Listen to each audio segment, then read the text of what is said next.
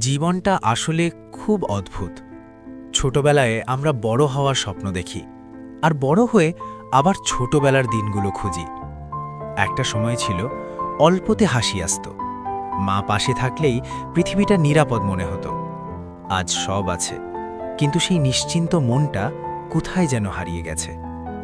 জীবন আমাদের শেখায় সবাই একদিন না একদিন বদলে যায়, প্রিয় মানুষগুলোও ব্যস্ত হয়ে পড়ে, আর আমরা ধীরে ধীরে একা হতে শিখে যাই। কিন্তু এই একাকিত্বই আমাদের শক্ত করে তোলে। ভাঙতে ভাঙতে আমরা শিখি কিভাবে দাঁড়াতে হয়। কাঁদতে কাঁদতে বুঝে যাই সব চোখের জল দুর্বলতার না। যে মানুষটা আজ হার মানতে চায়, সেও একদিন অনেক দূর যাবে, যদি সে আজ নিজেকে একটু বিশ্বাস করে। জীবন সহজ না, কিন্তু সুন্দর হতে পারে।